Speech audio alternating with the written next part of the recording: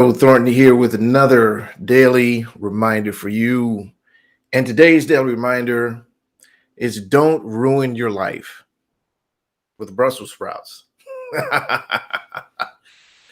friend of mine was telling me about, was it Boston Market, which is, I guess it's a regional, maybe national restaurant. I don't know. I don't remember seeing them out on the West Coast. So I guess I'll just call them a regional restaurant here in the States. And she said, "Hey, Boston Market has Brussels sprouts, and I know how much you love Brussels sprouts, and I do. I love Brussels sprouts."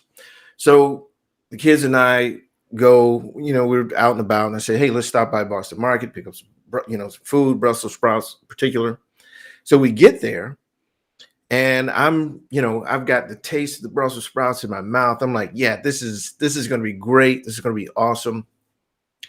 And we get there, and as I'm ordering the Brussels sprouts, my son, Avery, the observant genius he is, says, "Dad, what's that in the Brussels sprouts?" He's looking at the Brussels sprouts and he's pointing at them through the little glass display. And he says, "What is that?" And I'm looking at him. It's like, "I don't know." So I asked the person, "Hey, what is that in the Brussels sprouts?" And they said, "Oh, it's bacon." What? What did you just say? You might as well just said paper or glass or fabric. Could you say what you just said again? She says, "Oh, it's bacon." I said, "Why would you ruin your Brussels sprouts by putting bacon in them?" "Oh, well, just, it's just our recipe." About, I said, "That is gross. That is gross and unnecessary. Why would you ruin the Brussels sprouts?" So my daughter, who is at the age, she's a 13-year-old young woman, and easily embarrassed at this point. She's like, "Oh my God, Dad, you're making." I said, "No, I'm not making a scene. I'm just this is awful. I am outraged. I'm offended that you would put bacon in Brussels sprout. Who does that?" So whatever.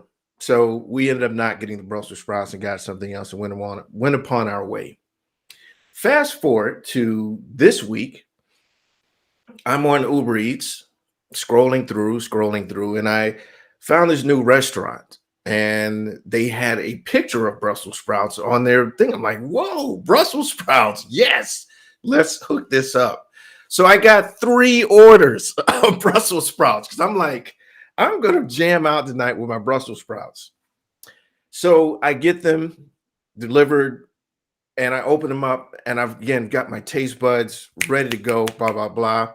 I get to take the first bite. I'm like, "Oh, this is delicious. Brussels sprouts. I'm loving it." Next thing you know, I'm like, "What's happening?" Wow. Then my mouth starts burning, and I'm looking at it. They've made them spicy. Who ruins Brussels sprouts by making them spicy? Who does that? Oh my gosh. So you guys probably know I'm not a big fan of pickles, and I'm also not a fan of spicy food. Really? Let me burn the inside of my mouth? That's tasty. Not. So I'm sitting here saying to myself, this is just awful. I've got 3 orders of spicy Brussels sprouts. Why would they ruin these Brussels sprouts like that? Well, here's the reality of it. They did not ruin the Brussels sprouts. That's their recipe. Boston Market chose to put bacon in it, and this other restaurant chose to make them spicy. So I doctored them up a little bit, and I was able to eat them, which is fine, at the end of the day. But here's the thing: just the saying of ruining the Brussels sprouts creates a very different conversation around those Brussels sprouts. And I think we do that a lot in our lives as well. We use language that is completely destructive. I heard a woman recently say, "My life is ruined," as a result of, she was going through a divorce, etc. And she's, "My ex-husband has ruined my life." And the reality of it is he didn't. He didn't ruin her life. Yes, he may have messed up her credit. Yes, he may have done what he did with the bank accounts and whatever, all the other horrible things or whatever things that he did. But did he actually ruin her life? No. And I say that because not to take anything away from her situation, but the labeling it as ruining one's life creates a conversation that's very difficult to recover from. So be conscious of the language you're using, particularly around things dealing with yourself. Now, were the Brussels sprouts ruined? I'm going to say no. All right. That's their recipe because I'm sure other people like to put pork and meat in their vegetables. That was a little judgmental. All right. But I'm sure that is the case. Some people like to put meat in their vegetables, and that's fine for them. Doesn't work for me, but it's fine for other people. And clearly, it's fine enough that a regional restaurant would choose to put bacon in their Brussels sprouts for their entire chain, but they're not ruined. They're just not for me. So the language now becomes a lot more empowering. It becomes a lot more positive, if you will. So whatever you're going through, whatever situation you may have encountered, you're not ruining your life. You're not ruining your life. You're not ruining anything for that matter, because our language is what creates our reality. So guess what I'm making today?